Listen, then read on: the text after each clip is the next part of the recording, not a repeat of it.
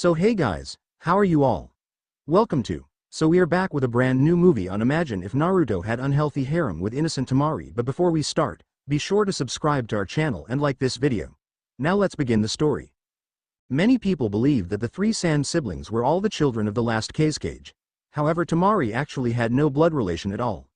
When Konkaru was merely a 6-month-old baby, playing at home with his small toy puppet in the middle of November, his mother had been killed while on an A-rank mission.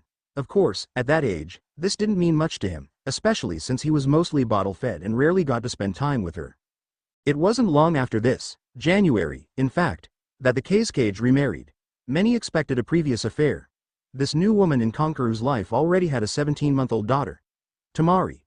Even at a young age, these two new siblings often got into quarrels, none too soft on the physical damage that they could cause.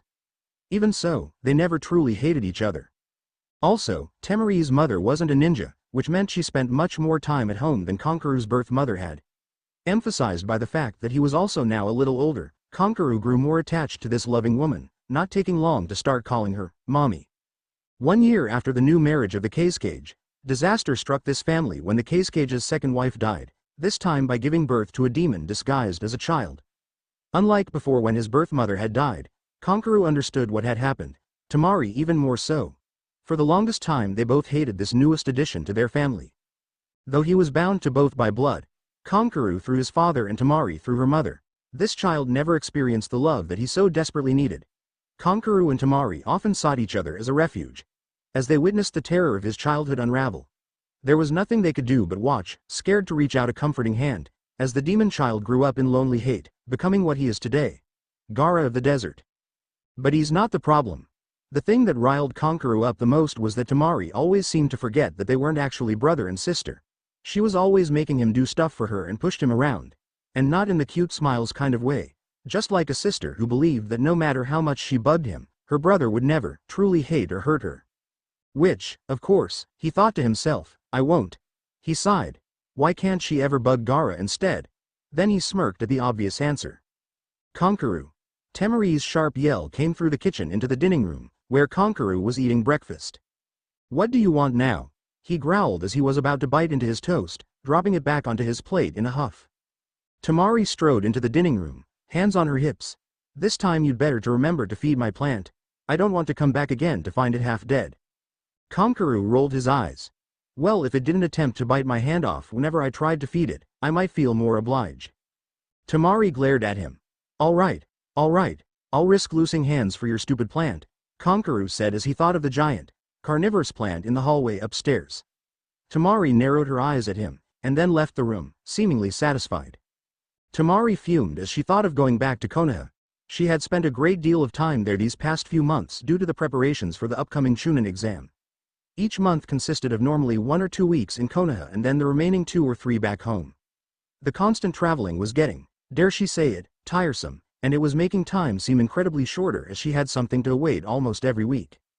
Though the travel and lost time had its regrets, the real problem was the lazy ass she had to spend most of her time with while she was there. And there was nothing she could do about it. She grimaced as she remembered the loud-mouthed Naruto accused them of being on a date once. She had said she would never date a guy like him, which held every ounce of truth. He was getting even worse off late, becoming, if possible, even lazier, and talking less and less. It was aggravating. She supposed she could just not go, perhaps send someone else in her place, but she knew that would be taken as an insult by the whole village. Also, she wouldn't be able to properly explain everything to someone else in the short time before she had to leave. She could request to have someone else to work with, but the 5th Hokage would find that rude, along with the fact that there was no one else for the job. Temari sighed, picking up her rucksack and leaving her room to head downstairs. Once she stepped out the front door into the blazing sunlight, she realized how much she missed the green and shade of Konoha. She decided to use this for motivation as she headed to the gates of Suna. Troublesome. Nothing but troublesome. Shikamaru lay on his bed, his hands tucked under his head, one leg bent with its knee in the air, the other leg laid out flat. He glanced at the crowd of stars outside the open window, finding it impossible to sleep. It felt like only yesterday that the damned Kunoichi had shoved him down the stairs of his own house in her hurry to leave the village. It had left him with a headache and a sore body, with bruises to show. And now sleep escaped him, knowing that his 2 weeks of escape were about to end tomorrow morning. Not only would she be arriving early, but he was the one that had to get up 2 hours before to be sure he was there to meet her. The arrival of her, as unfortunate as that fact was by itself, also meant more work on behalf of these troublesome Chunin exams that were to begin within 3 weeks. He wondered if that meant one long stay, or 2 short ones, for the kunoichi from Suna.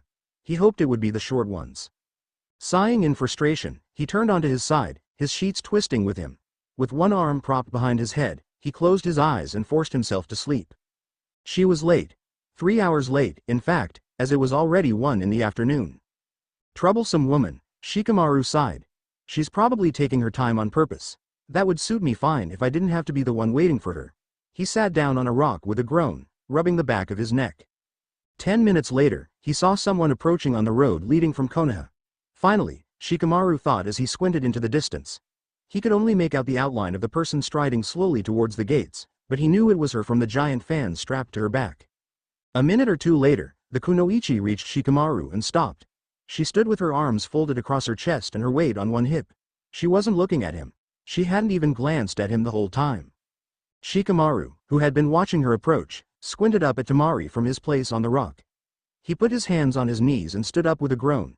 Putting his hands in his pockets and standing beside her in his usual slouch, he knew that making a sly comment about her timing would only result with her snapping something back at him.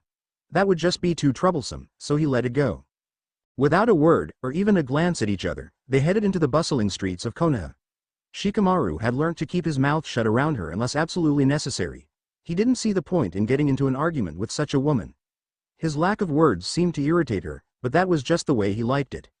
Even if Temari wouldn't snap at him when he spoke, he didn't see the point in long conversation. Or conversation at all, for that matter. Topics for conversations often involved talking about something recent that you did that the listener could care less about. Most people ended up bragging, seeking pity or attention, or they're just plain annoying. Topics, such as how successful your last mission was in a way that explains every detail of it, would be bragging, and talking about how you lost a leg in the process would be seeking the pity or attention. And, of course, there was the topic of going on and on about your favorite hobby nonstop, which is just plain annoying unless you can find someone with the same hobby. Shikamaru and Temari definitely didn't have any of the same hobbies. So all in all, conversation was pointless.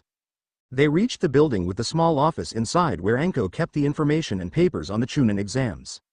Their objective for this week was to go over all the genin that were supposed to be participating, and sending messages to their village to remind and confirm. Then they had to set up the right amount of lodgings for whoever was coming. All were troublesome and boring tasks that he'd rather not do, but at least it would be over soon. Anko, naturally, was no help at all. She was, if possible, lazier than Shikamaru. He sighed as he stepped into the office, Temari following behind him. Anyo, Shikamaru began. Are you going back to Suna for a week after this, or will you be staying all 3 weeks until it begins? Well, wouldn't you just love it if I went home for a week? Temari shot at him. Whoa, calm down. I was just asking. From the way you asked, you might as well have shouted that you didn't want me here, she said, shuffling through the piles of paper. Shikamaru groaned. Just never mind, he said. This is exactly why I don't talk to her. Troublesome woman, he muttered. Temari's head snapped round and looked at him properly for the first time since arriving. She was glaring at him. Shikamaru lifted his arm as he looked away, and rubbed the back of his neck with his hand. Shikamaru had finally managed to finish up the required paperwork for the day and was headed to the park to watch clouds on the hill. He stopped just before turning a corner as he heard his name in someone else's conversation. Shikamaru is so unmotivated, he heard Anko talking. I'm sorry you had to be stuck with him. I can just imagine the tension between you two. Yeah, well, Temari sighed. At least I get a lot of time to think. Everywhere else I go there's too much going on to get a thought to myself. Though it would be nice if he tried conversation every once in a while. Shikamaru leaned against the wall with his hands in his pockets, listening to the conversation around the corner. At Temari's last comment, he made a what the fuck face. Yeah, because that's my fault, he thought. It's like, she went on, every time he says something, it has a hidden message of how he doesn't want me around. Anko laughed, and Shikamaru could picture the grin on her face. Yeah, that's Shikamaru for you. Have you ever tried starting a conversation yourself?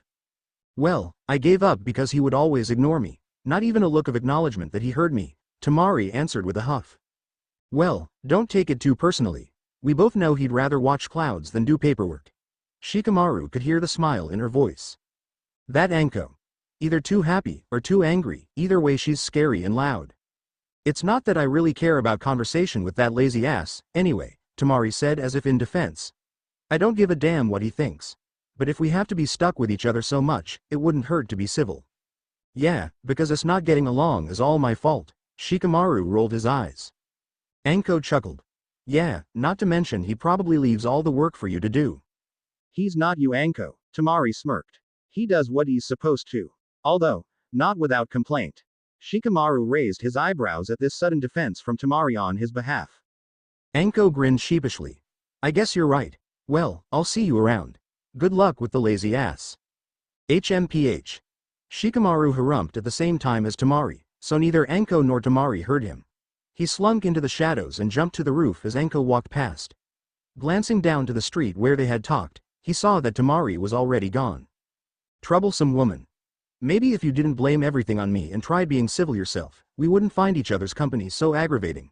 And maybe if you hadn't pushed me down the stairs, Shikamaru grimaced as he remembered the last time she had left.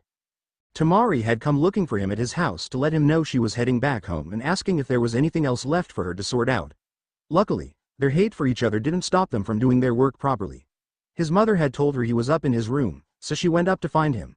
He had already been heading out of it when she got up the stairs. He had asked what she wanted. She had told him she was leaving and Shikamaru had cut her off at that and said it was about time. She had flipped out and started yelling at him, saying that she had come to ask if he needed her to finish anything up and that he was an ignorant, lazy ass. He had said she was being a troublesome, hot-tempered bitch under his breath, and the next thing he knew he had been grabbed by the collar and thrown down the stairs. I suppose I deserved it. Normally I'm smart enough to avoid something as troublesome as an argument with a bossy kunoichi. But no, he sighed. I had to say what I thought out loud. Shikamaru jumped down to the street below and continued to the park. Temari leaned against the railing of the balcony from the apartment she occupied whenever visiting Konoha. On her third day back this week, genin had started arriving for the Chunin exam. Now, on the fourth night, there were 3 teams already moved into the hotels arranged for them. Her arms were folded on top of the banister, and she bent her head back to stretch her neck. Her giant fan and other hidden weapons were just inside by her bed. The door between the bedroom and the balcony was partially closed. She had already discarded her weapons for the night, and slipped into a wraparound kimono for sleeping. Needing some fresh air, she had slipped outside for a few minutes before heading to bed. She had never expected to be attacked so late at night and in a village she was allied with. Especially not during the Chunin exams when security was increased. So when someone jumped silently from above, ripping her down into the dark alley as he fell, she was caught completely off guard, as well as weaponless. 2 other men came out of nowhere to help restrain her and it all happened so fast she was sure they had stopped time with a jutsu. She found herself with a seal over her mouth to steal her voice, her arms held tightly against her back by a huge man and her legs were bound by hard rock up to her knees. Another man stood with a wakizashi slanted at her throat and the third man stood in front of her, smirking. She felt embarrassed for being captured so easily, and terrified at their skill. From what little light there was in the alley, she saw the hidden rock village symbol etched into one of their forehead protectors. She narrowed her eyes, remembering greeting them at the gates of Konoha with Shikamaru earlier that day. Traitors, she figured from their actions. They probably want to start a war between Konoha and Suna, and I'm guessing my dead body is what's going to start it. A pretty good plan considering Gaara, but they'll never get away with it. She struggled viciously against her bonds and tried to scream, but not even a small moan or grunt could be heard through the seal. Ah, you're a feisty one, aren't you? Said the man in front of her. He had a sly voice and his arms were folded over his chest, slightly leaning back as he examined her. If you think we've come to start a war, we don't actually want any trouble. Temari gave a violent tug in an attempt for freedom to voice her opinion of, yeah right. We just need a simple piece of information, the man went on. You see, we've taken the Chunin exam quite a few times now and, as you can see, are quite skilled with our abilities. However, the reason we can never pass is because at least one of us can't get past the written exam. So, we want you to tell us what the secret is. What's required to pass the first exam? Temari glared at him. I'll remove this seal from your mouth, and if you cry out my buddy over here will slice open your neck. The one beside her with the sword grinned wickedly and pressed the sharp edge against her neck for emphasis, drawing blood. Got it? The man that was clearly the leader went on. Nod and I'll remove the seal. Temari nodded slowly. The leader ripped the seal from her face, and it gave her an electrical sting. As he waited for her answer, she spat in his face. You little bitch, he said, wiping the spit away and slapping her across the face. She gave a wry smile as her head turned back to face him. She wasn't about to scream for help, but she wasn't going to tell them either. How stupid did you have to be to not have passed the first exam yet? The leader leaned closer to her, anger flashing through his eyes. Then they softened into an amused grin as he tried a different tactic. You're kind of cute, he said. Especially when you get angry. You got a boyfriend? She glared at him and still didn't answer. Her breathing was getting heavier and the big man behind her was pressed up against her back so close that she could feel his sweat. His arms were twisted funny and were beginning to go numb. Maybe if I have my way with you, you'll loosen your tongue. He said it as if he was teasing her and shock crossed her face for a moment before she hid it away again. Though the big man behind her didn't let go, the one with the sword drew it back, though he was still ready to use it. The leader stepped even closer to her and as his mouth leaned down to hers and his hand went to wrap around her waist, he froze, his eyes open in shock. He seemed to struggle against invisible hands as he stood straight and his hands came together. She could feel the man behind her loosening his grip against his will and could see the man with the sword out of the corner of her eye as his hands came together as well.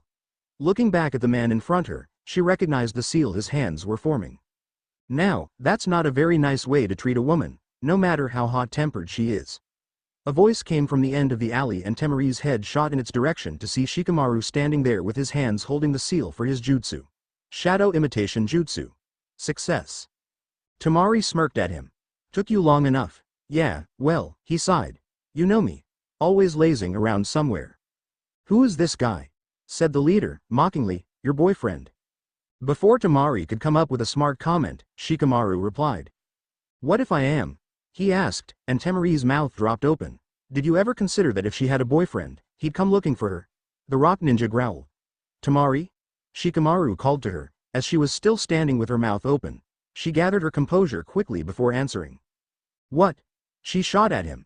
If you knock out the guy that cast that jutsu on you, he said nodding to the rock around her legs, it should cancel itself.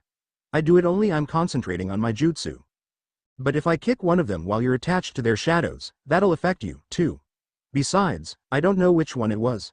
Temari glared at each of the rock ninja in turn, who seemed to not want to get involved in a fight between the so-called couple. I'm touched that you're worried about me, really, Shikamaru said, though he sounded more exasperated than anything. But I know what I'm doing, so just hurry up. I can't hold them all for much longer.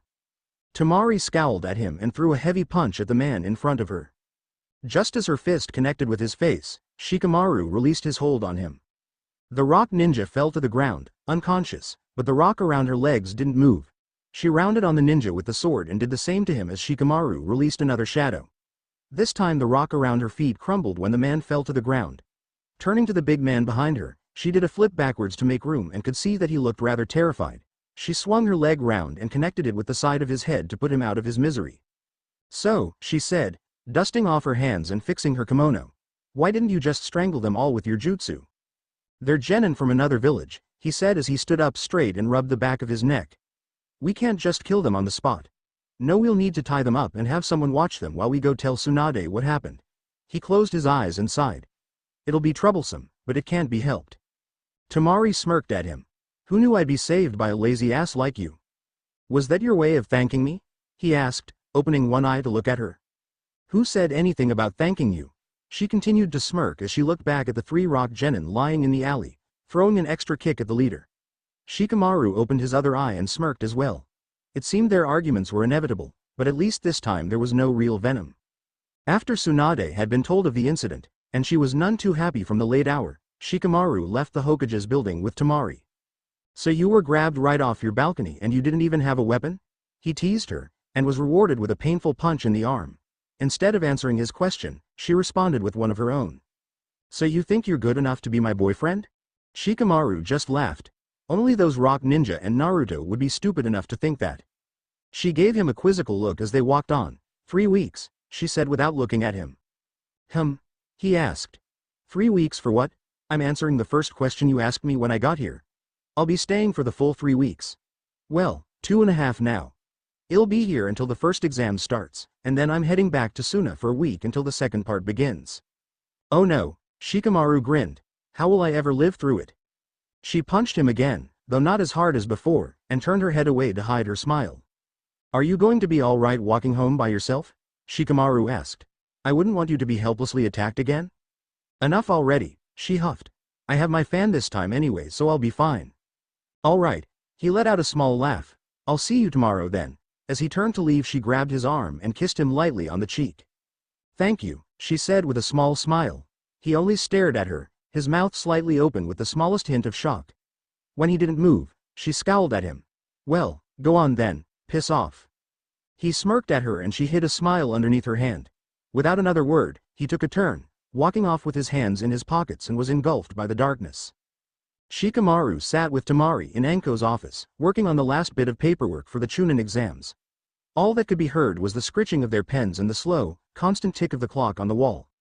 As Temari was thinking of how she would enjoy the upcoming week off, she wondered what she was going to do in Konoha with all her spare time. Their 2 or 3 hours of almost complete silence was broken when Shikamaru sat back with a groan, putting down his pen. Now what? Temari asked, glancing up from her paper. I'm bored, he stated flatly. Welcome to the club, Temari breathed as she looked back at her paper and continued scribbling on it. Shikamaru glanced at the sun outside and then at the clock with a sigh. Let's go get lunch, he said. Hey, Temari didn't look up. You mean like a date? She said sarcastically. Why would I go on a date with someone like you? He asked, mocking what she had once said about him to Naruto. Temari put down her pen and scowled at him. Okay, fine. Let's go, she said, standing up. As she passed Shikamaru, who was pushing himself off his chair, she put a hand onto his chest and shoved him back down with a smirk. Coming? She said innocently as she reached the door. He smirked at her and pushed himself up again with a groan, then brushed past her as he walked out into the hall. Reaching the streets below, they fell into step beside each other as he headed to the restaurant that he often treated Choji at. He was glad that it was Temari with him this time, knowing that if he ended up paying for her, it wouldn't destroy his wallet. She didn't question him while he picked his way through the streets, and she didn't comment when they reached the barbecue place. Stepping inside, they were hit with the strong smell of barbecue sauce and a sweet, smoky smell. There was a slight haze over the many booths that had meat cooking on the grill in the table. The quick pops and sizzles could be heard over the buzz of conversation. As Shikamaru and Temari ordered, he recognized a voice, slightly louder than the rest. Looking around, he saw Choji shoving piece after piece into his mouth, with Rock Lee beside him. Across the table from Lee was the source of the voice. Naruto was complaining to Sakura, who was sat beside him. Sakura turned away from Naruto in a huff and spotted Shikamaru and Temari, calling out to them and waving them over. Temari smiled and walked over, Shikamaru following behind with a groan at the upcoming noisy conversation. He sat down next to Choji and Temari slid in next to Sakura. He felt Temari's foot lightly tap his shin when she put one of her legs over the other. He pretended not to notice. He saw that Choji was the only one using the grill. Lee and Sakura both had different kinds of salads and Naruto sat with nothing.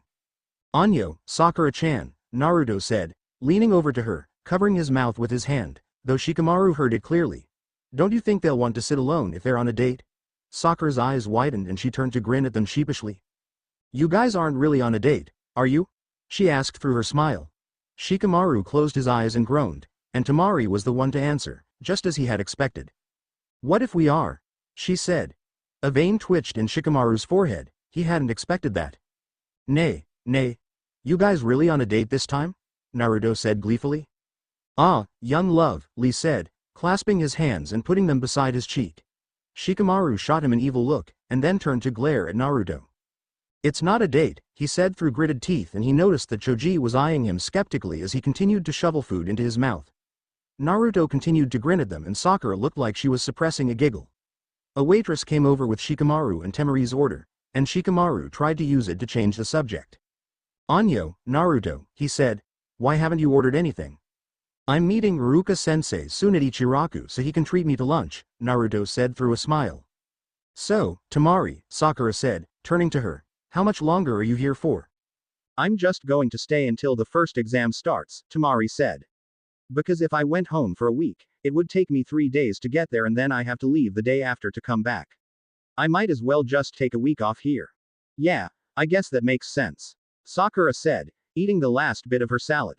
I bet you'll spend a lot of your time with Shikamaru-kun, Lee said, with a thumbs up and a glint of his teeth. Isn't that right, Temari-san? Temari sighed. Why would I spend a week off with a lazy ass like him? She smirked. I'd rather spend my time training. Oh, that's right, Lee almost shouted. I was supposed to meet Guy-sensei for training 5 minutes ago. Oh, I hope he's not mad at me. And with that, he stood up onto the seat and flipped over everyone like a skilled ninja, landing softly on the wood flooring. then bolted out the door. Realization struck Sakura's face once Lee had left, and she slumped her shoulders. He didn't pay, she mumbled. Naruto laughed. Well, I'd better get going, Naruto said. I don't want Iruka to think I'm not going to show up. And he flipped out of the booth, much like Lee, only he almost knocked Shikamaru's food off the table in the process. Excuse me, Temari-chan, Sakura said, pushing her finished salad further onto the table. Could I just get out for a minute? Yeah, of course, Temari said, sliding out of the booth for her. Shoji, Sakura said, and Shoji looked up at her as he finished his last piece of barbecue. Are you finished? Ah, he said, taking a big swig of his drink. Hurry up, then, Sakura pestered him. I think these two would like some alone time. Shikamaru slid out this time to let Shoji pass, rolling his eyes in the process. They all muttered goodbyes to each other as Temari and Shikamaru sat back down. Temari's foot brushed his leg again and they both pretended not to notice. Hey, wait a minute, Shikamaru said, looking up at where Sakura and Shoji should be paying. He looked out the window to see them walking away and he sat back in his seat with a groan. Temari let out a small laugh. It looks like that want you to pay, she mused at him. Shikamaru took out his wallet and looked in it, then looked at Temari hopelessly. Do you want to pay for some of it? He pleaded. Nope, she said, finishing up the last bit of her meal. Troublesome, Shikamaru thought with a groan. He finished his food up as well, and then stood to go pay. Temari followed behind him, but he figured he'd pay for her as well since it didn't make much of a difference now. When he started to get the money out of his wallet to pay the cashier, Temari came up beside him and hip-butted him to the side slightly, opening her wallet as well. I said I didn't want to, not that I wouldn't, she said, taking out enough money for half of the bill. He smirked at her and then paid the rest.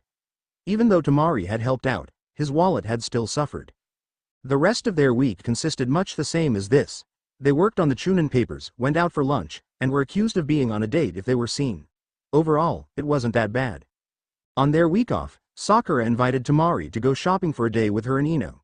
Ino seemed to be thoroughly pissed of that Temari was there, and when Temari had pulled Sakura aside to ask why, Sakura had said it was probably because of the dates she had gone on with Shikamaru. Temari had glared at her and said they weren't dates, and that she could have him. Ino, who had been pretending not to listen, became much for friendly after this. Shikamaru had spent this day watching the clouds. Shikamaru and Temari hardly saw each other this week. Shikamaru had the week off too because they couldn't send him on any missions so soon before the Chunin exams were going to start.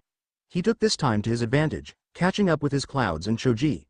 Temari had spent it mostly with Sakura and getting better acquainted with someone of the people in the village. The week before the first exam, all the genins had arrived, with the exception of the rock ninja who had been sent back to their village with a warning and a refusal to let them take part in the Chunin exams again if it was being hosted by Konoha. Shikamaru and Temari didn't actually have to do much in the way of work, much to Shikamaru's happiness. They merely had to introduce themselves to all the candidates from out of Konoha as representatives of the exam. It was troublesome to Shikamaru, but it didn't take long and before they knew it the first exam had started. Temari waited around that day to find out the results so she would know how many teams she would have to deal when she got back. It was that afternoon that she left, and Shikamaru was the one, as usual, to walk her to the gates of Konoha. So you're going to take a 3-day trip home, Shikamaru said as they headed for the gates. And have hardly 2 days there before you have to come back? Temari sighed. Yeah, that sounds too troublesome. Why are you bothering? Because unlike some people, I'm not a lazy ass, she said with a smirk. Besides I haven't been home for a while and I'm not going to stay here just so you don't get lonely. Hey, he said. I'm not asking you to stay. You can go home and stay there for all I care. Believe me, I would love nothing more than that, but I can't really trust you with everything that needs to be done, she said, digging her elbow into his side. Also, I don't really have a choice since I was picked for one of the genin teams from Suna. What would happen if they opened the summoning scrolls once they reached the tower and I didn't show up? HMPH. Shikamaru stuck his hands into his pockets as he walked, surprised that he hadn't done it already. Once they reached the gates, he said a quick goodbye and turned to leave. Troublesome woman, he muttered. He was about to walk away when Temari grabbed his arm and pulled him out of Konoha, ignoring the looks from Izumo and Katetsu. Oi, Temari, he protested and tried to tug his arm free, but she only held on tighter. She pulled him out of sight from the road and round the side of Konoha's wall, slamming him against it. What the hell is your problem? He yelled at her. I say that all the time and you never care. He was cut off when her mouth fell over his. His eyes were open in shock as he tried to push her off, but his struggle was short-lived. He accepted the kiss, closing his eyes and parting his lips. She kissed him for another minute or so before elbowing him in the ribs, then pulling away. She walked off without another word, leaving him leaning, dumbfounded, against Konoha's outer wall, with a swollen mouth and a hard-on. Konkaru was sprawled on his couch at home, shirtless and without any face paint, facing a fan powered on high. It was one of those hotter days in Suna. The kind when you wanted to do nothing but lie there.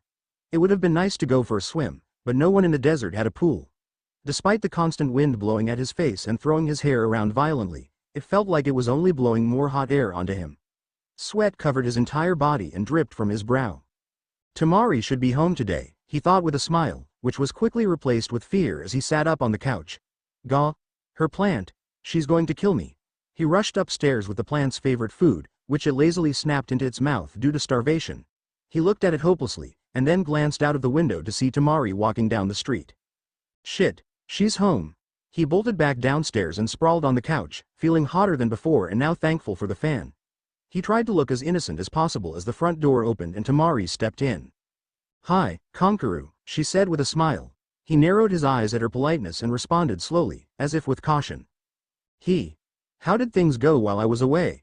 She said, slipping out of her shoes and dusting herself off from the sand outside. Did you and Gara eat all right? Hair clung to her forehead from sweat and the silhouette that she made in the doorway, emphasized by the little clothing she wore due to the heat, would have been alluring to anyone who wasn't her brother.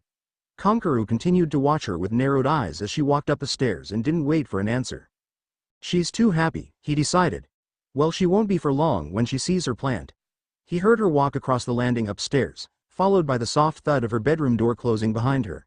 There's no way she didn't see it. Something's definitely up if she's that happy. He shrugged it off, deciding to enjoy it while it lasted, but vowing to find out why later.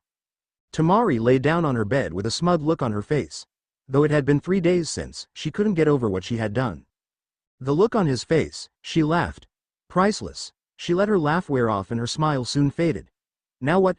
I can't face him again after that. Who knows what he's thinking? Well, he'll either hate me, think I'm in love with him and therefore thinks I'll become clingy, or he's decided to fall in love with me. All of them are rather troublesome.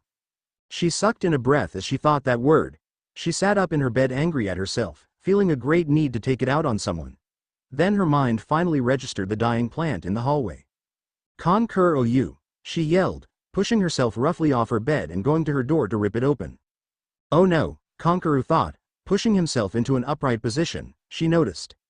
Temari came thundering down the stairs, walking over to him as he stood up and getting right into his face.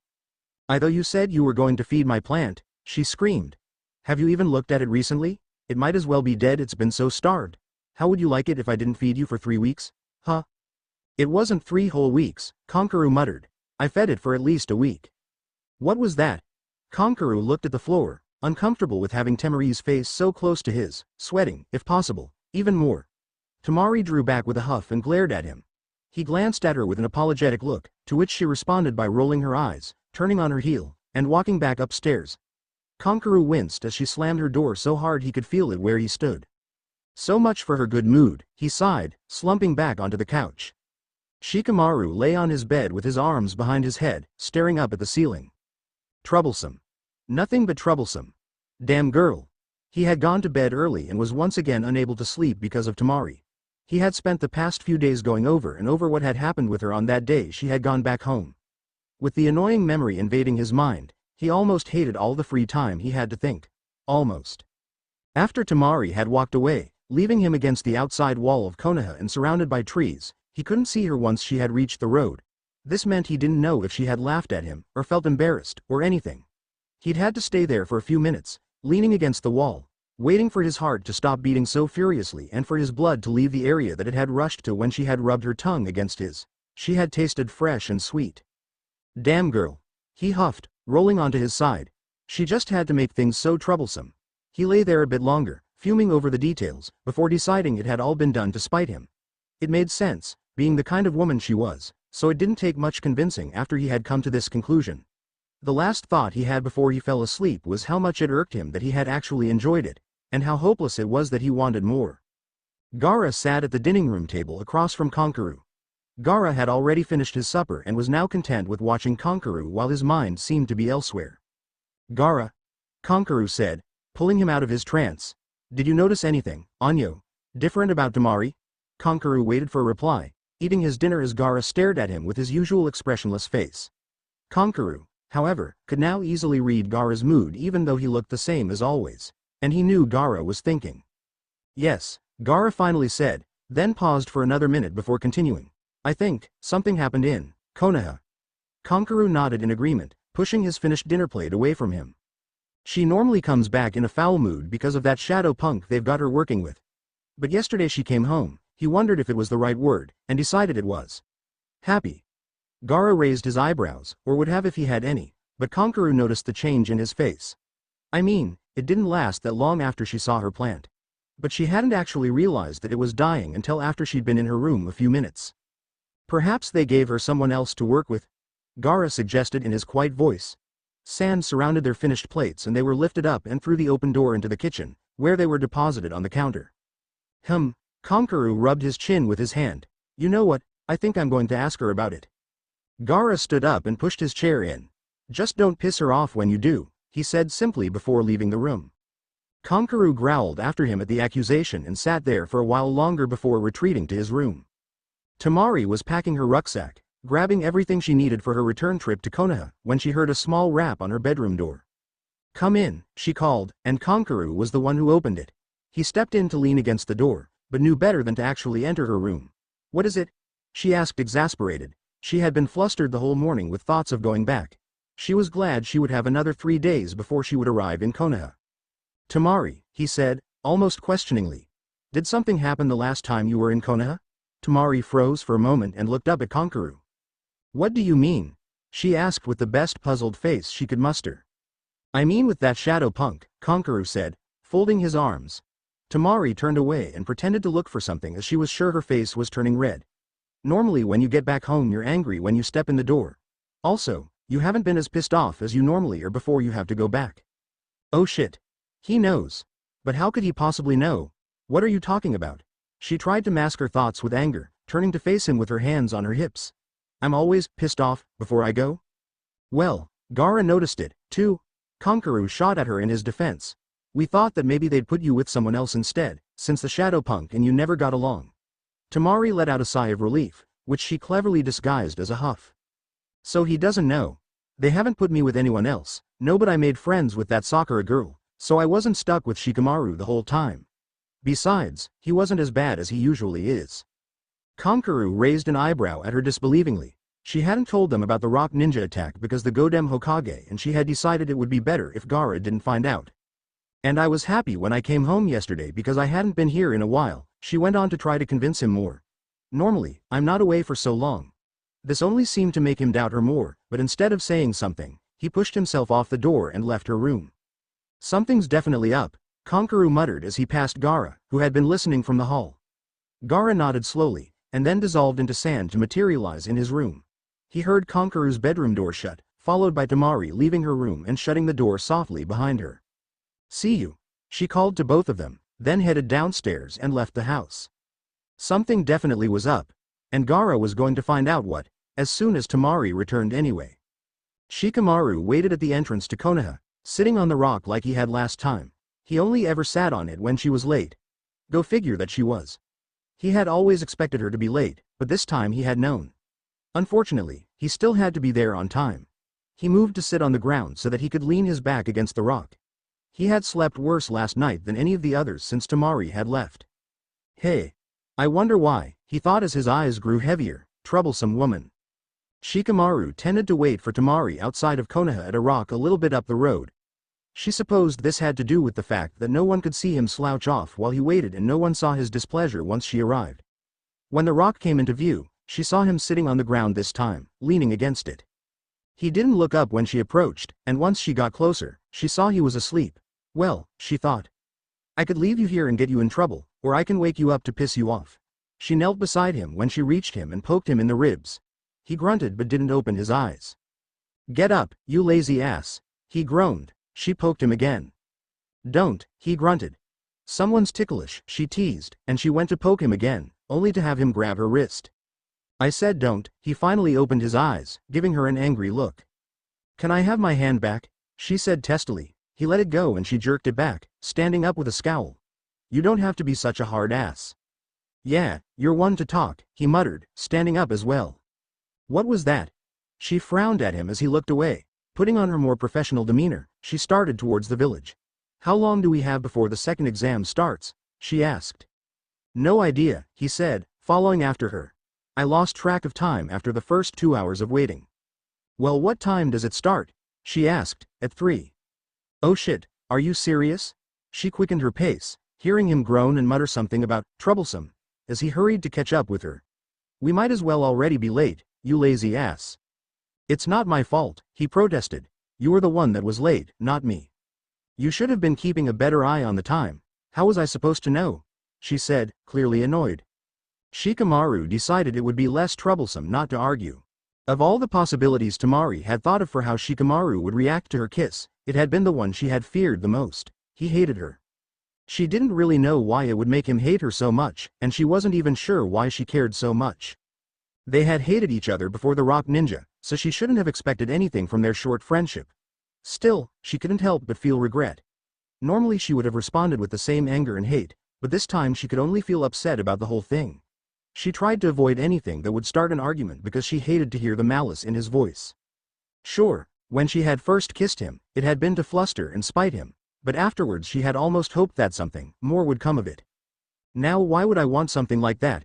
She thought, and why am I being so paranoid about the whole thing? Even if I did have a slight crush on him, it would be gone by now. The only reason I would feel like this would be if I loved him. And that's just impossible. There's no way anyone could fall in love after such a short time. But the more she thought about it, the more she had to admit to herself that it hadn't started with the Rock Ninja. Perhaps she had known all along. The fuel for her anger came from her determination to hide her true feelings. She would have been afraid of being vulnerable to him. But after the Rock Ninja, when malice and hate no longer masked every word, she had felt a possibility that maybe he didn't hate her all that much. But now it was ruined, all because she had acted on impulse. Shikamaru could see Temari and it actually looked like she was sulking. Temari, actually sulking. He hadn't been that mean to her, had he? And why should she care anyway? It's not like she had kissed him because she cared about him. If it had been like that, she wouldn't have left him hanging the way she did. And still, he didn't like to see her so upset. It made him regret his harsh words. It actually made him upset about it as well. Troublesome woman. Couldn't just let things go back to the way things were. But he didn't want things to go back to the way they were. After the night she had kissed him on the cheek, he had begun to enjoy their not-so-friendly friendship. It had been fun and not troublesome. And she had ruined it with her little action before leaving Konoha. Or had he ruined it when she came back? He groaned. Troublesome woman. Unlike Temari, he wasn't ready to admit the possibility that their prior hate for each other had been a cover-up. But despite that, he couldn't pretend he didn't care.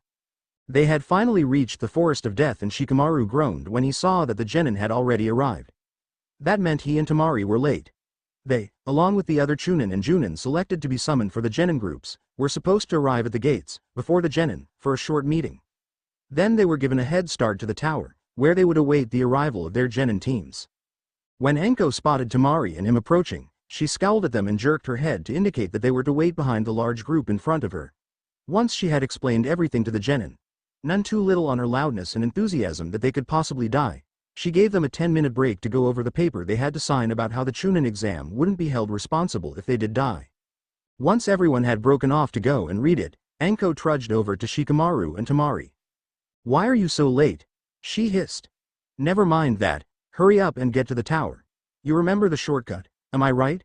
They both nodded and Anko resumed her cheeky smile from before. Well, go on then. Just don't die on the way. And she left them staring after her. TCH. Troublesome woman, Shikamaru scowled. He turned to Temari to ask if she was ready to go but found that she was already crouched on top of the fence. Come on, you lazy ass, she called to him, and jumped into the brush below. Shikamaru groaned and followed after her. Once he caught up, she was already racing through the tops of the trees. I'm not sure who's more troublesome, he grumbled, you or Anko. I'm not sure who's more of a lazy ass, she flashed a grin at him, you or Anko. He smirked at her. Now I know, it's definitely you, he said, trying to gain some ground on her. She matched his pace and poked him in the side. He grunted and fell behind her so she couldn't do it again. I thought I asked you not to do that, he said. You hardly asked, she said. Well, I'm asking you N. They stopped in their tracks when they saw one of the many big snakes of the Forest of Death wrapped around the tree in front of them. Temari turned to him with a sly look on her face. "You want to have a bit of fun?" she asked. "No," he said, heading back a bit to go around it. "Now I know," Temari said, catching up to him, "it's definitely you." "What? You're more of a lazy ass than Anko. TCH. Troublesome woman." It took them about 3 hours to reach the tower. It would have only taken them 2 if Shikamaru didn't insist on taking a detour around every giant creature or other such obstacle that they would have had to deal with. By the time they had reached the tower, they had already heard the first echoing screams of some of the genin. "It's a bit nostalgic," Temari said, landing on top of the tower beside Shikamaru with a grin. "All the screams." Shikamaru rolled his eyes, glancing back the way they had come. "Troublesome," he muttered. They headed through the door and down the stairs to the meeting room. Only a few people remained, including Haruka, clearly annoyed that they were late. "What took you so long?" he asked. "People were starting to think you two had gone off together to have a bit of fun." Shikamaru sighed and Temari tried to hide a blush. "Why on earth would I do something like that with him?" she tried. "Well, I wasn't thinking anything like that, but others were saying something about what Izumo and Katetsu had said the last time you left," Haruka said, facing Temari. "I didn't really hear all of it. It's probably just some rumor started since you guys have had to spend so much time together." He shrugged and waved them to follow him over to a desk. Shikamaru groaned when he saw who sat behind it. "You two certainly took your sweet time." Anko flashed her cheeky grin at them. "Are you sure you didn't stop for some fun? Or did you just forget the shortcut?" This time Temari only scowled. "We took so long because this lazy ass over here had to go around every little thing we came across." She elbowed him in the ribs and he looked away with his hands in his pockets. "Troublesome forest," he muttered. Anko laughed. "Okay, you two loved birds," she grinned again. "Listen up, you missed the debriefing early." Anko then went on to go over everything they already knew they had to do before, when and after each of their genin teams arrived. She then went on to tell them which team they had been assigned. Temari had a group from Suna, and Shikamaru had some rookies from Konoha. They were then given the room number for where they would be staying for the next 5 days. Because they were last to arrive, they were given 2 of the rooms on the top floor of the tower. This suited Shikamaru fine because it meant he wouldn't be far from the roof where he could watch the clouds. The neat thing about the Forest of Death's tower was that, on the ground level, it had all of the doors which the genin could pass through, and then the big arena in case preliminaries were needed. The floor directly above served as a hospital, and there were rooms in the basement for things like sealing, one of which Kakashi had used to seal Sasuke's cursed seal the year Shikamaru had taken the exam. The 3rd floor had a couple recreation rooms and a cafeteria for the early arrivals, as well as the Chunin and Junin that were to wait the full 5 days. All of the floors above were rooms to sleep for all the people that would be at the tower for more than a day. Reaching the top floor with Temari, Shikamaru found his room, Temari's directly across from him. Unlocking it and walking in, he saw no more than a bed and bedside table. It was a small room that needed dusting and perhaps some air freshener. No doors branched off inside, and when he stuck his head into the hall he could see bathrooms at one end. Temari had stepped back out as well. "Well, this is cozy," she said sarcastically, leaning on the doorpost. "Let's go grab something to eat." "You mean like a date?" Shikamaru smirked. "Why would I go on a date with you?" she asked, smirking back. "Well, I'd love to tag along, but personally I don't feel like walking back down all those stairs." "You're a ninja, you idiot, you can jump down easily." Shikamaru merely shrugged and headed for the staircase that would lead to the roof. "If you want," he called over his shoulder, "you could bring some lunch up for me." "Hey, you wish," she said, turning on her heel and heading downstairs. 26 hours and 47 minutes after the exam started, the first team arrived. Naturally, it was a team from Suna. 41 hours and 32 minutes after it had started, the second team from Suna arrived, which was Temari's, so she went to go congratulate them on getting through the second stage. There were 14 teams in total that had entered the forest, and by the 5th day, only one more team had arrived. Near the end of the 5th day, 4 teams had arrived, and Shikamaru's wasn't one of them. "They probably won't make it," Shikamaru sighed. He lay on the rooftop, watching the last few clouds as the sun began to set. "Well, isn't someone the pessimist?" Temari jeered. "You just don't want them to, so you don't have to go and greet them." TCH. Troublesome woman. Shikamaru lay on his back, hands behind his head, with one knee over the other. Temari was leaning against the wall by the door to the staircase. Both arms were crossed over her chest and one foot rested on the wall. They stayed there like that, maybe shifting slightly every now and then as the sun sank lower on the horizon. Neither bothered starting a conversation with the prospect that Shikamaru might have to leave at any moment to greet his team. The silence was comfortable, but at the same time Shikamaru couldn't help but feel like Temari was watching him instead of the sky. It made him think of the kiss, which made him thankful for the lack of light because he was sure his face had reddened. He closed his eyes and tried not to think of how he wanted her to kiss him again in the same way, and how unlikely that was. Especially after the way he had chosen to react the first time.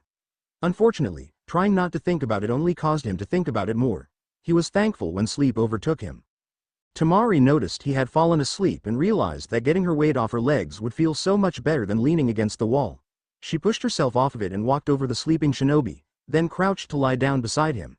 She assumed a similar position to how he was laying, only with a more feminine air to it. She wasn't too close to him, but wasn't too far either.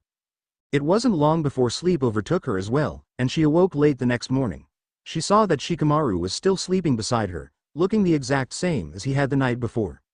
Judging by where the sun was in the sky, it was almost noon, which meant the remaining teams only had 4 hours to arrive. She guessed that Shikamaru's team hadn't arrived yet since he was still there and hadn't really moved. "Wake up, you lazy ass," she said, poking him in the ribs. Sure enough, he grunted but didn't open his eyes. "Don't," he murmured. "This feels like déjà vu," she said, going to poke him again. He grabbed her hand and sat up, opening his eyes. "Is my team here yet?" he asked. "Were you summoned?" Her voice held a hidden, "You idiot," beneath. "No," he groaned. "What time is it?" "Almost noon," she answered, trying not to blush as she was aware of him still holding her hand. He seemed to be completely oblivious to this fact, but she didn't want to bring it up for 2 reasons. It would be potentially awkward and he would let go, which she didn't really want him to do. Instead, she took this opportunity to stand up, tightening her grip on his hand in turn to drag him up with her. He groaned but made no objections past that. "Anyo," he began, finally noticing their hands and turning away to hide a small blush. He was saved from having to make the troublesome decision to let go or not when she started pulling him towards the door. "I'm hungry and this time you're going to eat with me," she said, clearly not about to let go of his hand. He didn't really mind as long as she was dragging him along, because then he could pretend that they weren't really holding hands. However, when the door in front of them began to open before they had reached it, they both let go so fast that they could no longer deny that they had been doing it. "Ah, there you are," Anko said, coming through the door. "What are you doing up here? Together? Alone?" She lowered her voice to a whisper and below for the last 2 words, then shrugged it off with her cheeky smile and continued. "A total of 5 teams have arrived so far and a couple of them have extra scrolls. There aren't any heaven scrolls left out in the forest, so we're calling in the remaining teams." "Shikamaru." Anko looked at Shikamaru. "You're responsible for bringing in your team, and Temari." She turned to Temari. "You're going to help him."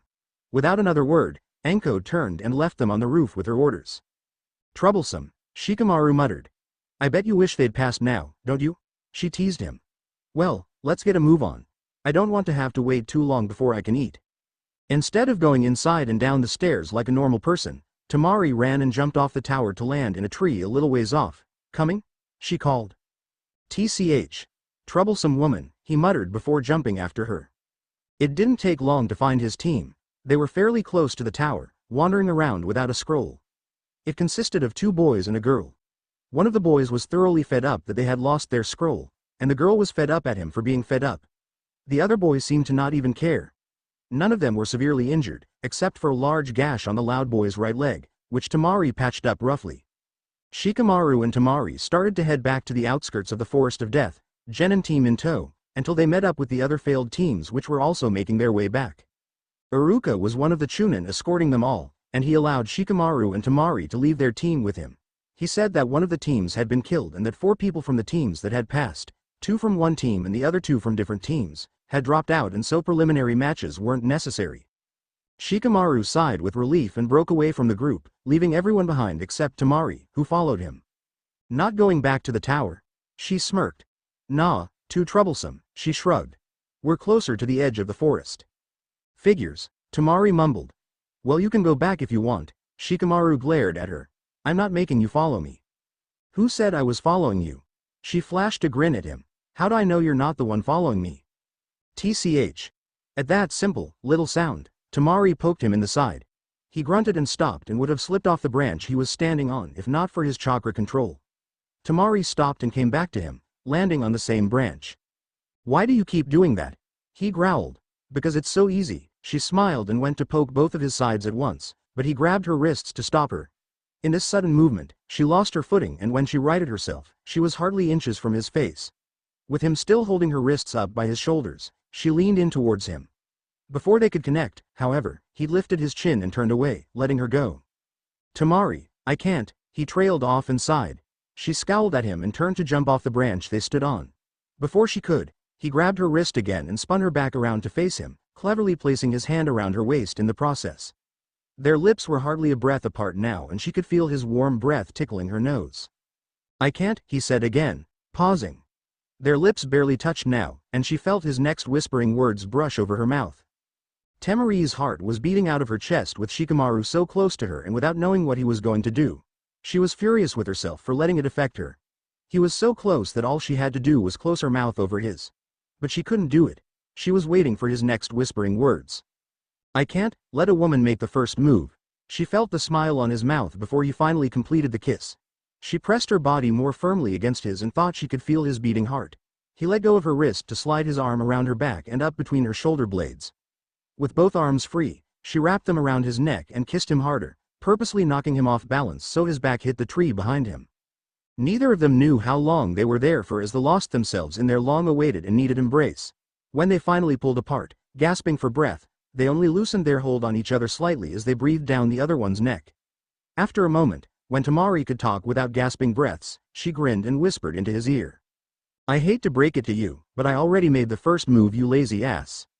"That can hardly count as a first move," he whispered back. It was more like abuse. "Hey," Temari breathed. "Can't handle it." She bit his ear playfully, then drew back and brought her hands to his shoulders, smirking at him. His hands rested around her waist, wanting to loose himself with her until the burning desire within him was quenched. Instead, he let her go and she took a step back, arms crossed over her chest as she continued to smirk at him. "Troublesome woman," he muttered, and jumped off the branch in the direction of the edge of the forest. As she came up beside him, she poked him in the side. He grunted, but this time he couldn't hide a small smile. "Stop it," he pleaded. Temari laughed and sped ahead of him. When they reached the edge of the forest, they came out a little ways off from the entrance to the area. Landing softly on the ground, Shikamaru took on his usual lazy attire, shoving his hands in his pockets and slouching back. "Come on, you lazy ass," Temari said, heading for the exit. "I still haven't eaten breakfast and it's already way past noon. And it's your fault, so you're buying me lunch." "How is it my fault?" Shikamaru said lazily. "Because I had to help you go and fetch your genin." "But wouldn't that make it their fault?" Shikamaru raised an eyebrow as he watched her go. Clearly she didn't care for the details. Shrugging, he followed after her. After they had left the forest of death far behind, and were walking down the streets of Konoha, Temari stopped in her tracks. Shikamaru stopped and turned to her, hands still in his pockets, giving her a face that said, "Now what?" "Where's that barbecue place you took me to a while ago?" she asked. "I'm in the mood for whatever it was that I got the last time." Shikamaru groaned, knowing there was a chance he'd run into Choji and his other gossiping friends if he went there at this time of day. "Can't you pick someplace else?" he breathed. "Why?" she teased. "Don't want people you know to see us together?" "We're hardly together," Shikamaru said, noting that neither had made an attempt to hold hands or do anything else couples would do in public. His reasons were simple. The rumors would be troublesome and he didn't want it to get back to her brothers that she was with a lazy ass like him. He didn't get the feeling that Konkaru and Gaara liked him all that much. "Then I guess it doesn't matter if we go there or not." Temari smirked and headed down a street that looked familiar. When Shikamaru still gave no attempt to show her where it was, she stopped to ask someone for directions, which they gladly gave. When she finally found the restaurant, with Shikamaru in tow, she turned to give him a wry smile before walking in. They were once again bombarded with the thick, smoky smell. There was less noise than the last time, but Shikamaru tried to remain out of sight from his friends he saw at the end of the row of booths. "Temari!" Sakura called out, when she saw Temari ordering food before picking a table. Temari smiled and waved, then went over to her once she had figured out and ordered what she had eaten the last time. "What are you doing here?" Sakura asked as Temari slid in beside her. "I thought the exams didn't end until 4. Ino was on Sakura's other side against the window, and Choji sat across from her, eating sizzling barbecue off the grill.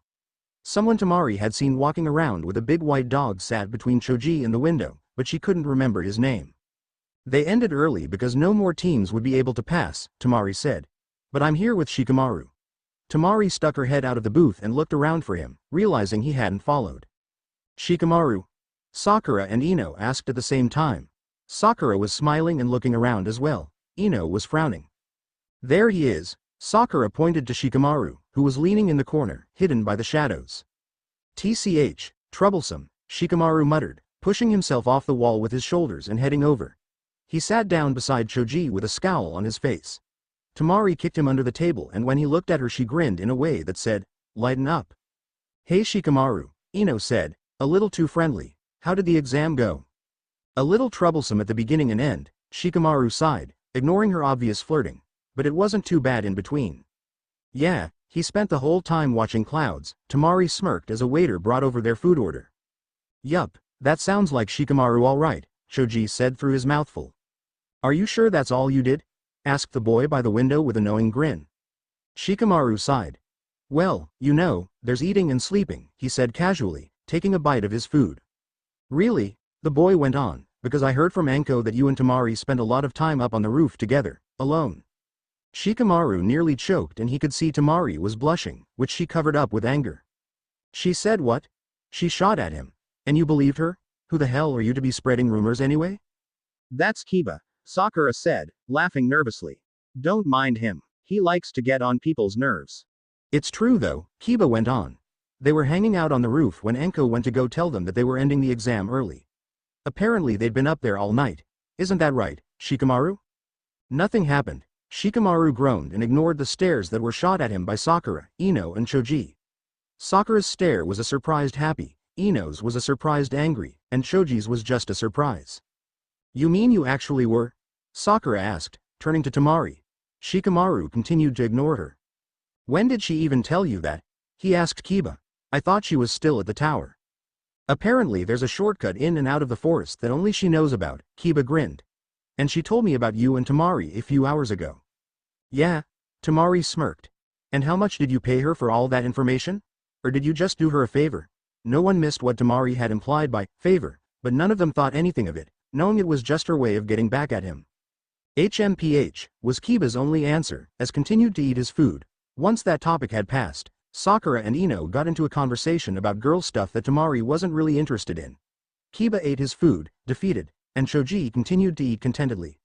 Shikamaru ate his in silence with his head in one hand and chopsticks in the other, apparently deep in thought, and so Temari took the opportunity to catch him off guard. She slipped her foot out of her shoe and used it to run down his leg. She smirked when she instantly saw his reaction, though he pretended nothing had happened and continued to stare at his food.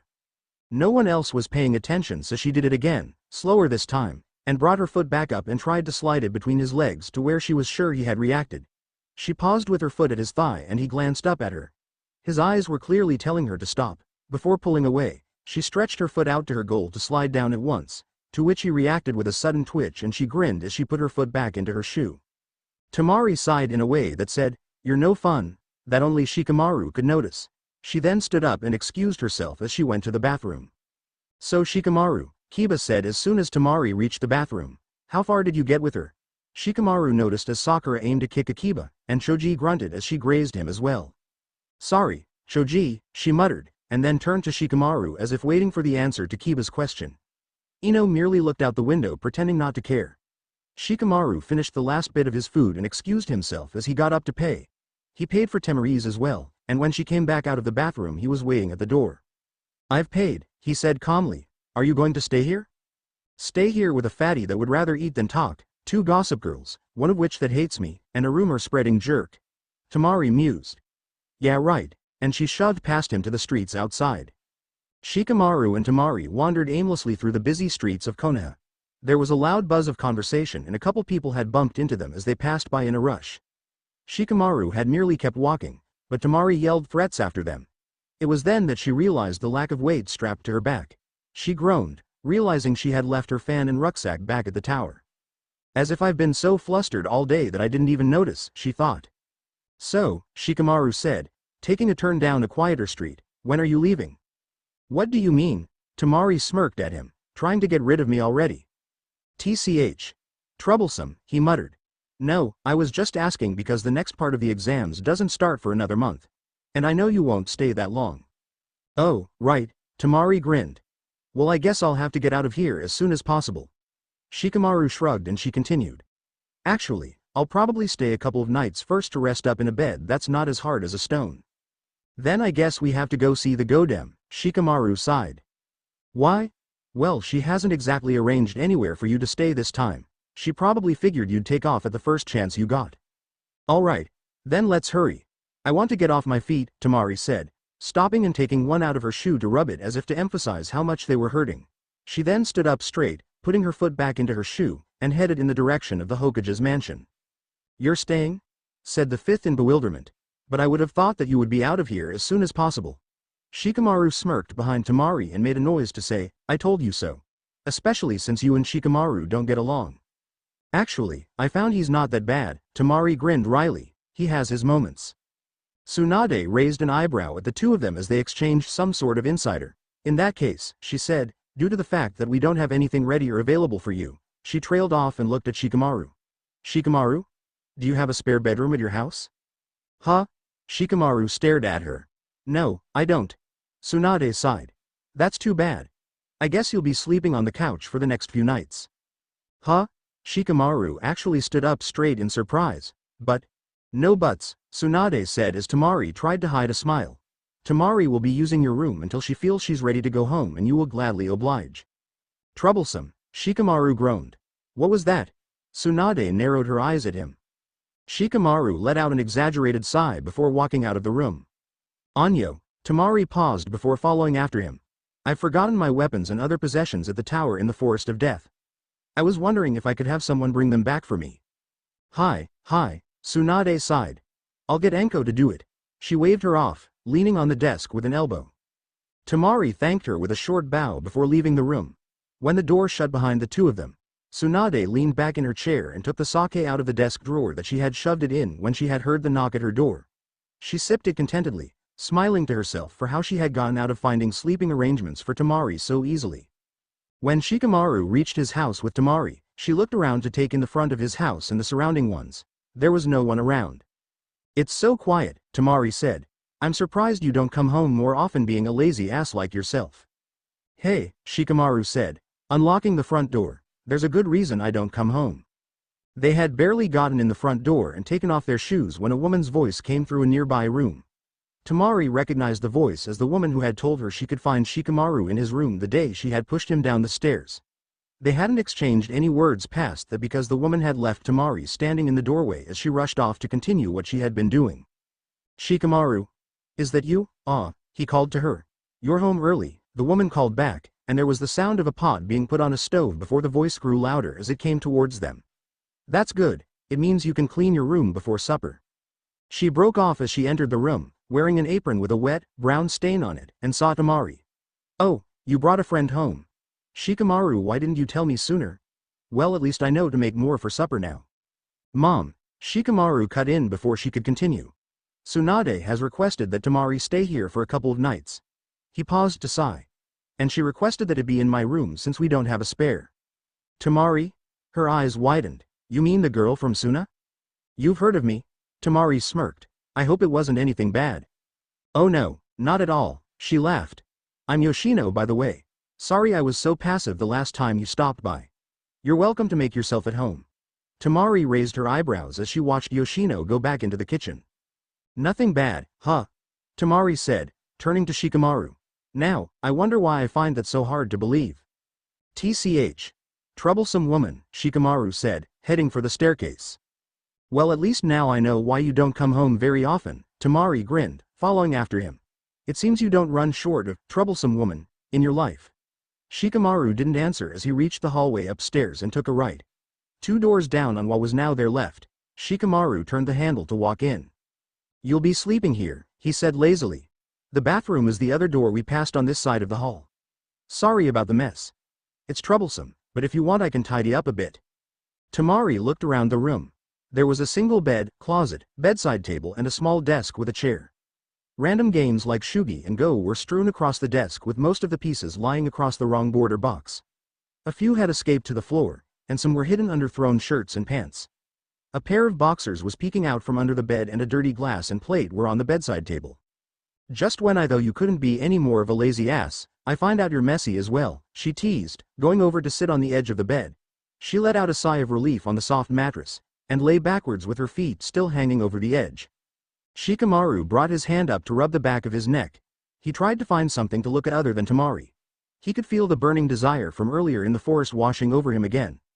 "Anyo, supper will be ready in about an hour or so," he said. As he looked around the room, his eyes rested on his shugi board. Temari pushed herself up to rest her weight on her elbows so she could see him. "We could start a game of that to pass the time," she suggested, noticing his gaze upon the board. "Huh?" He looked at her and smirked. "You think you can beat me?" "No," she sighed. "But it'll be fun to try." He shrugged and gathered up all the pieces. Checking to make sure he had them all, he glanced around once more and found a stray piece on the floor. He walked over and sat on the bed by the pillows. Temari pulled her legs up and turned to face him as he laid out the board and handed her a set of pieces. She rested her weight on one arm, and Shikamaru sat with one knee bent up in front of his chest. Once they had set it up, Shikamaru let her go first, and they soon found themselves lost in silence as they concentrated on the game. They were interrupted once when Yoshino came upstairs with Temari's rucksack, saying Enko had just dropped it off. She also said that Temari's fan was downstairs because she was unable to pick it up, let alone carry it up a flight of steps. Before leaving Shikamaru's room, she uttered a quick reminder that supper would be soon, and then she shut the door softly behind her. After 45 minutes of shugi, Shikamaru won. "Well, I have to admit that you know how to play," he sighed, gathering up the pieces. As he took the time to actually put the pieces in the box and the box back on the desk, Temari stood up and stretched to get the feeling back into her legs. "Do you mind if I have a quick shower before supper?" she asked, picking up her rucksack and setting it on the bed so she could look through it. Shikamaru shrugged. "Go ahead. Well, can you grab me a towel or something, or is that too much work for you?" she teased, taking a few shower items out of her rucksack. "The towels are in the bottom drawer in the bathroom," he sighed. "Just take your pick." "Lazy ass," she muttered as she left his room. 5 minutes after he heard the shower start running while he was lying on his bed, he heard Temari call him from the adjacent room. He stood up with a groan and left his room to go to the bathroom door. "What do you want?" he called through the door. "I forgot my razor in my rucksack," she called back. "Could you get it for me?" "TCH. Troublesome," he muttered, walking back to his room without a response. He picked up her bag and looked through it, trying not to invade on her stuff, which was rather hard. He gave up quickly and went back to the bathroom.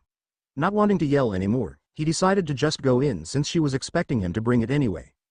"I can't find it," he said as he was engulfed by the smell of shampoo and soap through the thin fog. She stood on her tiptoes to look over the top of the frosted glass of the shower.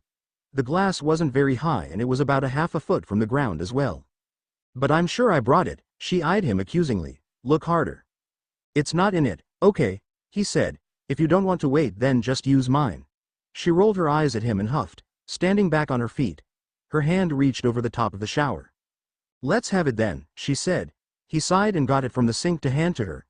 After her hand disappeared back into the shower, he turned to the sink to rinse his face with cold water.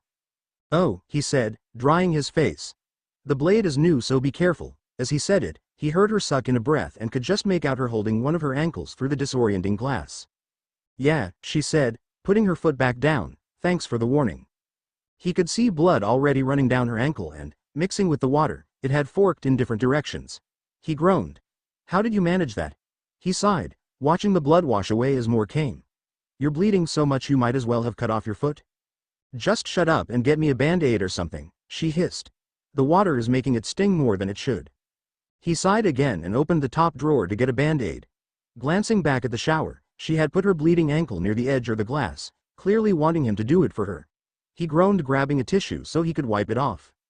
"Quite whining," she said at his groan.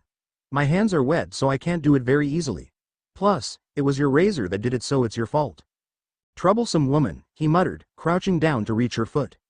"It looks like you graded yourself more than cut," he said as he dabbed away the mess. He put on the band-aid as he tried desperately to not think of the fact that she was naked right beside him, with water running down her body, and all he had to do was open the shower door. He scowled and stood up, quickly leaving the bathroom as she thanked him. He got back to his room and lay down on his bed, letting out a deep breath as he attempted unsuccessfully to erase any thoughts of Temari in a shower. He stood up and started putting away the board games to distract himself. He then went on to kick all of the clothes on his floor into a corner and then grabbed the dirty glass and plate off of his bedside table to bring downstairs. "Super's almost ready," his mom said as he walked into the kitchen. "You actually did something to clean your room?" his mom teased him as she noticed his glass and plate while she worked over the stove. "Wow, she must be a pretty special friend for you to do that." TCH. Don't me, Shikamaru, Yoshino continued. Besides, I thought you found Temari troublesome. Changed your mind, have you? Temari? Shikamaru heard his dad enter the kitchen behind him. You mean that troublesome woman, from Suna? Ah, Yoshino said. Tsunade-sama has requested that she stay here a couple of nights, so she's staying in Shikamaru's room. Really, Shikaku said, raising his eyes at Shikamaru. In your room? He nudged Shikamaru playfully, to which Shikamaru scowled. Shouldn't you be washing up for supper? Yoshino shot at Shikaku. Shikamaru took this moment to leave the kitchen before his parents got into an argument. As he headed upstairs and past the bathroom, he didn't notice that the shower had stopped, nor did he notice that his bedroom door, which he had left open, was now closed. So he didn't think anything of it as he reached his door and opened it to go in. Shikamaru had hardly opened the door when he heard a short scream of surprise and saw a pillow coming towards his face. He held his arms up to block it and turned and closed his eyes as an instinct of protection. Get out, you pervert! Temari yelled at him. What the fuck do you think you're doing?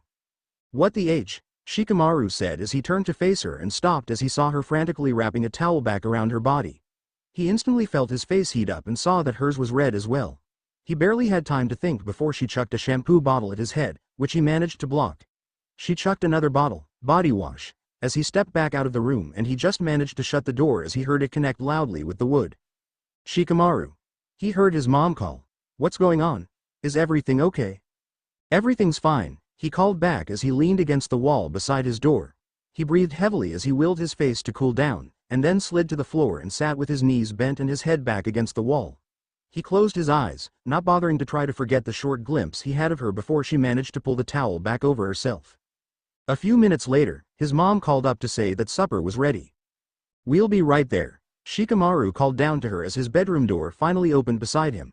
Temari stood in his doorframe and he risked a quick glance up at her. She was frowning, but fully dressed. He stood up with a groan and rubbed the back of his neck without looking at her. Anyo, he said, noting her arms folded angrily against her chest. He turned to her, sorry. Slap. The words had barely escaped his mouth when he found his head turned away again with a sharp stinging in his cheek. Baka, she hissed, then stepped past him and walked downstairs. He stood there a moment longer, rubbing his sore cheek with his hand. I guess I should be thankful that she didn't have her fan, he thought before heading downstairs. He was the last one to reach the table, and he sat down in his usual spot. Temari, who sat across from him, was refusing to look at him, but was instead complimenting Yoshino on how good it all looked. Yoshino sat on the side between Shikamaru and Temari on Shikamaru's left, and his father was across from her on his right. Once they had filled their plates, they muttered, "Itadakimasu," together before digging in. Yoshino asked Temari various questions about Suna, unaware of the tension between her and Shikamaru.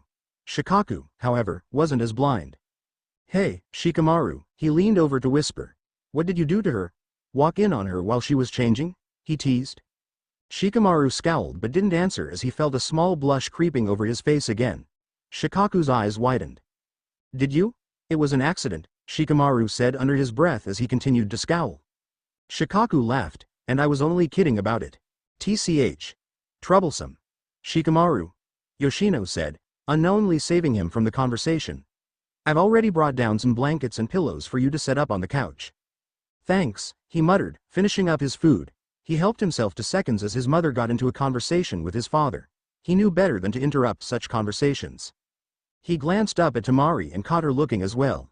He gave her what he hoped was a sorry look before going back to his food. Once they had all finished eating, his father was the first to leave the table. Shikamaru got up and went to leave the kitchen. He turned to see if Temari was following and found that she was helping his mother clean up. He groaned and went back to the table to clean up his own plate and glass. Yoshino finally thanked Temari for her help and said she could handle the rest herself. Shikamaru left the kitchen first and was already heading upstairs when Temari came out of the kitchen after him. He reached his bedroom and left the door wide open, taking off his chunin vest and jacket and throwing them on top of the pile of clothes in the corner. He turned back to the door and found Temari leaning against it, watching him. Shikamaru rubbed the back of his neck and looked away in an attempt to escape the awkward situation.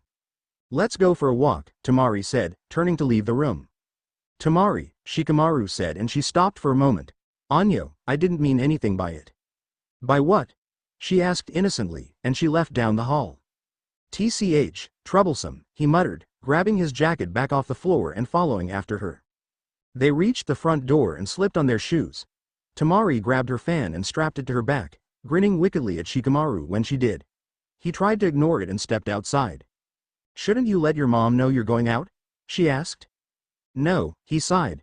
"She'll ask too many troublesome questions. Besides, I leave the house all the time without telling her." "Well, aren't you responsible?" she teased. HMPH. Shikamaru stuffed his hands into his pockets and followed after Temari. They had soon wandered into town, and the sudden change from the dark, quiet back roads into the bright, busy streets made Shikamaru recoil, wanting to turn back and go home. Night had fallen and so many bright and colorful lights lit up the different restaurants and stores all throughout the street. At 7 o'clock, many people were still up and walking around. Temari had a content smile on her face that made Shikamaru wary. "There's no way she'd let me off that easy after what I did," he thought, "even if it was an accident. Troublesome woman." Oh no, he stopped in his tracks as he spotted purple hair up ahead and a face with a cheeky grin talking to someone. "Anyo, Temari," he said. "Let's go someplace else." "Why?" she asked, glancing over her shoulder at him. "Anyo. Hey, look, there's Anko." Temari smiled and called out to her. "Anko." Shikamaru groaned when Anko saw them and headed over. "Hey, you two lovebirds," Anko grinned cheekily. "So you're staying over at Shikamaru's?" "Ah," Temari sighed. "He practically begged Tsunade to let me lodge at his place instead of finding me somewhere else." "Really?" Anko raised her eyebrows. Temari leaned over and whispered something in her ear, to which Anko raised her eyebrows even higher and smiled. Shikamaru watched the whole thing, dreading whatever Temari was up to. "I guess the whole lazy thing is just a cover-up, Anko said, resuming her cheeky smile. Temari laughed and said goodbye, letting Anko leave to go and spread whatever she had just told her. "What did you tell her?" Shikamaru asked, cursing himself for caring. "Nothing," she shrugged and kept walking. He groaned and followed after her, not looking forward to whoever else he might walk into. 10 minutes later, they reached the street with the Ichiraku ramen shop on the end. As they got closer, he saw Naruto leaving it with Kiba. "Oi! Shikamaru!" Naruto called out when he saw them. Shikamaru tried to look as lazy and unbothered as possible, and he and Temari reached them. Before Shikamaru had a chance to keep away from topics that involved him and Temari, Kiba spoke. "So, Temari," he said, "I hear you're staying over at Shikamaru's for a couple nights." Naruto instantly smiled and looked back and forth between them. Anyo-sa, are you two dating now?" "No," Shikamaru groaned. Temari laughed. Shikamaru scowled at her. "Actually," Kiba said, grinning wickedly, "I heard that Shikamaru practically threw himself at you." He smirked, looking at Temari, then turning to Shikamaru. "I didn't know you had it in you." "What are you talking about?" Shikamaru continued to scowl. He looked at Temari and saw her smiling in a way that reminded him of Anko. "Anko told me," Kiba said. Shikamaru glared at Temari. "News travels fast, huh?" he muttered. "What was that?" Kiba asked. "Nothing," Shikamaru said, walking past him and turning down the next street. Temari had soon caught up to him, still smiling wickedly. "What's the matter?" she asked innocently. He ignored her and quickened pace. "Oh, come on," she said, matching his stride. "It was just for fun." "Well, wouldn't it be nice if your brothers found out that I tried to force myself on you?" He spat at her. "That was kind of the point," she grinned. "Payback's a bitch." Shikamaru stopped and turned to her. "Look, I said I was sorry." "I know," she sighed, "but that doesn't change what you saw." "I didn't see anything," he scowled. "Uh-huh." Temari turned away from him and continued walking down the street. TCH. Troublesome. He followed behind her and soon found that she had led them to the park. She walked over to the hill and sat down, laying her giant fan beside her, ready to use. She sat back, supporting her weight on her hands as Shikamaru sighed and sat down beside her, silently lying back with his hands behind his head to look up at the stars. They stayed like that for what seemed like forever until Temari's arms finally gave out and she lay down as well. Her hands were folded over her stomach and she turned her head to look at Shikamaru. He was still watching the sky and seemed determined to not look at her. She sighed and looked up at the sky herself, and they entered another long period of time without any sound or movement. When Temari found her eyes getting heavy, she relaxed them and let them close. One of her hands slid down and she rested her arm between herself and Shikamaru. Her eyes had hardly been closed for 2 minutes before she heard Shikamaru shift beside her and felt his hand over hers. She smiled and closed her fingers around his. When sleep was finally overtaking her, she decided it would be better if they headed back to the Nara's house. Shikamaru seemed to be thinking the same thing, for he sat up straight, and then stood and pulled her up with him, still holding onto her hand. As they headed back to his house, Temari felt a sudden extreme tiredness and decided it wouldn't hurt to lean her head on Shikamaru's shoulder as they walked. They never noticed a shape in the shadows watching them maliciously as they passed, and so Temari certainly never expected the news of her and Shikamaru to reach Suna before she did. When they got back to Shikamaru's house, they slipped in quietly and took off their shoes. Only a few lights remained on and it was apparent that his parents had gone to bed. Shikamaru and Temari crept up the stairs together into his room, where Shikamaru threw his jacket into the corner and went into his closet for some night clothes. He came back out and saw Temari was still standing by the door, looking more tired and fragile than he ever thought possible, though he supposed she'd be ready to fight in an instant. He rubbed the back of his neck and looked out the window in an attempt to escape the awkward situation. He had decided to take her hand back at the park because he wanted to know if she felt something between them or if she wasn't taking any of it seriously. When she hadn't pulled away and held onto his hand, he had decided that maybe she did care and felt even more secure with this decision when she had leaned on him in fatigue as they walked. Now he had started to rethink everything and was, once again, unsure. Temari seemed to sense something in his thoughts and she walked over to him. She kissed him softly on the lips, to which he didn't pull away. He found it so less troublesome when he didn't try to restrain himself from these moments. "You know," she whispered, leaning back, "I feel really bad about making you sleep on that couch." "TCH, there's no way I'm going to make you sleep on it," he said lazily. "I wasn't offering to sleep on the couch," she smirked. "I was only offering you a spot on your bed." He watched her carefully and groaned with realization. "No way," he breathed. "Especially not with my mom in the same building and definitely not when she's just down the hall. Do you know what she would do to me?" "Hey," Temari smirked. "I don't know what you're talking about." She turned away as she whispered her words and picked up her rucksack to take out sleeping clothes. She looked over her shoulder to see him still standing there, smirking back. "What do you want, pervert?" He winced at those chosen words. "Don't flatter yourself," he yawned. "I was just leaving." He turned and walked out of his room, shutting the door softly behind him, and then headed downstairs. He threw down the nightclothes he was still holding onto the couch and stripped off his shirt and pants so he could change. He had only grabbed some comfortable pants, so his chest was bare. He pulled out his hair tie and let his hair fall to just above his shoulders, then grabbed a pillow and blanket and flopped onto the couch. He lay there silently for a minute before shifting into a more comfortable position. He did it again a few minutes later. He shifted again and again until he finally gave up and sighed. TCH. Troublesome, he thought. He could lie to himself and say that the couch wasn't comfy and that he needed his own bed to sleep, but in truth he knew he couldn't sleep and wanted his bed for an entirely different reason. Temari kept running through his head, and every time he managed to distract himself with something else, he would always find his mind back on her. She was like a disease rotting him from the deepest, darkest place in his mind, slowly moving out towards the surface. His thoughts had become consumed by her. The way she moved, talked and, on the rare occasion, laughed. The way she smirked at him and pretend he was a pest even though she never walked away. And the way she would poke him in the side to try and make him laugh, though never succeeding. The way she kissed him and the way she tasted and the way she smelled. And the way she racked at his hormones and put suggestive thoughts into his head, intentionally or not. What he would have once thought of as troublesome had now become too troublesome to not do because restraining himself took such a great effort. And the worst part was that, even though a few stolen kisses every now and then wouldn't do much damage, he knew nothing else could happen between them. Not only was she from another village, but she was the sister of a cage, which made her too important to be able to leave her village whenever she pleased just to go and visit him. And he wasn't even sure if she would want to. He wasn't sure if this was just a game of cat and mouse to her. He hated that he didn't know if she really felt something between them or if this was just her way of feeling empowered by making a man lose control, whether the loss of that control was good or bad. He wondered if she felt she had won every time she kissed him and he didn't pull away, and he kissed her back. He wondered if she felt she had lost tonight when he had used the excuse of being in the same building as his mother, and then he wondered if she had just shrugged it off or if she had been hurt. All he knew was that it had been hard for him to walk away and that it was even harder to not know what would happen between them. He was finally admitting to himself that his growing hate and irritation towards her over the past year had, in fact, been a cover-up. He had begun to feel vulnerable whenever he went out of his way for her, like getting up early to see her off. And so he had masked it with malice and impatience. And she had merely responded accordingly. Now he had another chance, a better chance, to show her he didn't truly hate her, but he had no idea of how he could do that if they couldn't become more. In the end, a heart would break and they would have to resume their hate. And though he was positive of the broken heart, he would never admit it, he would never say it. Because he still didn't know if Temari felt the same. After Temari and changed into something that would make sleeping more comfortable, she pulled up the blanket on the bed so that she could slide in under the covers. There was immediate warmth and comfort, and she silently wished her own bed back home could be the same.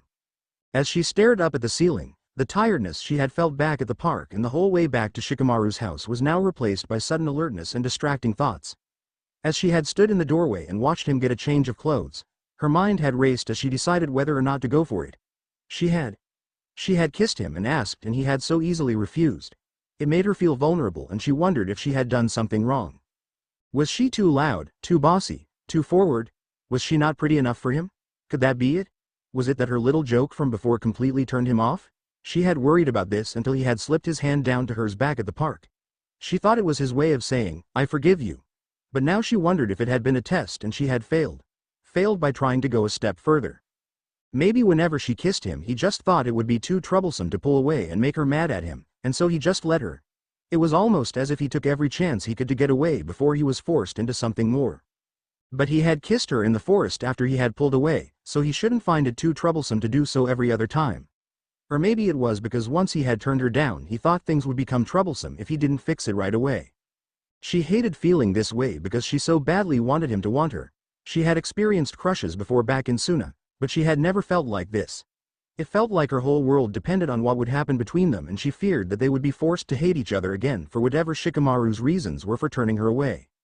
She refused to let that happen, even if it meant they could only be friends, because she could admit to herself how she felt, and, now that she could never deal with him hating her again. Though she may never say it out loud, she could admit it to herself. This was definitely more than a crush. She just wanted Shikamaru to feel the same. She tried to think of something else, anything, so that she could sleep.